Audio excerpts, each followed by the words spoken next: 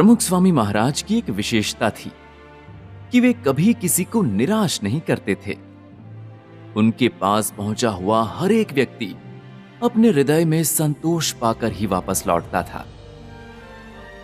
ये बात है प्रमुख स्वामी महाराज के पास पहुंचे ऐसे ही एक बालक की।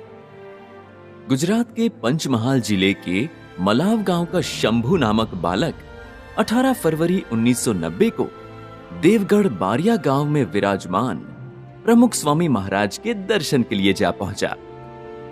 शंभू की इच्छा थी कि मेरे गुरु प्रमुख स्वामी महाराज मेरे घर पर पधारे।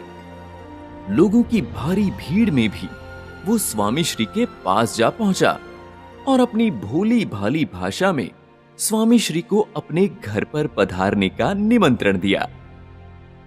स्वामी श्री जानते थे कि इस वक्त मलाव जाना कठिन है, परंतु किसी को निराश न करने वाले स्वामी श्री इस निर्दोष बालक को कैसे निराश कर सकते थे।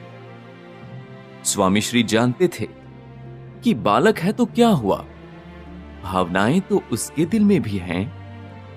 उन्होंने बालक को घर जाकर तैयारी करने के लिए कहा।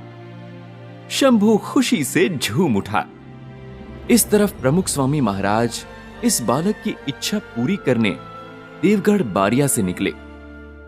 रात का अंधेरा, सर्दी का मौसम, अंदरूनी गांव और गड्ढों से भरे रास्ते, ऐसे हालात भी प्रमुख स्वामी जी महाराज को शंभू के घर जाने से रोक ना सके। 46 किलोमीटर की कष्टदायी यात्रा करके रात के 10 बजे स्वामी श्री बालक शंभू के घर पहुंचे। शंभू के परिवारजनों ने स्वामी श्री का स्वागत किया, भगवान का पूजन किया और आरती की। शंभू भी अपने हाथों से आरती करना चाहता था, परंतु इन बड़े परिवारजनों के बीच में छोटे से शंभू की ओर किसी का ध्यान नहीं गया। परिवारजनों को आशीर्वाद देकर जब स्वामी श्री विदा हो रहे थे, तब शंभू को देखकर स्वामी श्री ने पूछा, शंभू, तूने आरती की या नहीं? शंभू चुपचाप खड़ा रहा। स्वामी श्री बालक की भावना को समझ गए। उन्होंने फिर से आरती प्रज्वलित की और शंभू के हाथों आरती करवाई। शंभू के चेहरे पर प्रसन्नता छा गई। एक छोटे से बालक को प्रसन्न करना भी स्वामी श्री चूके नहीं।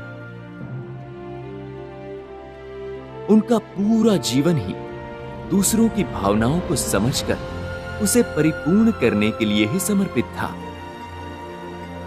ऐसे महान संत के चरणों में कोटि कोटि वंदन।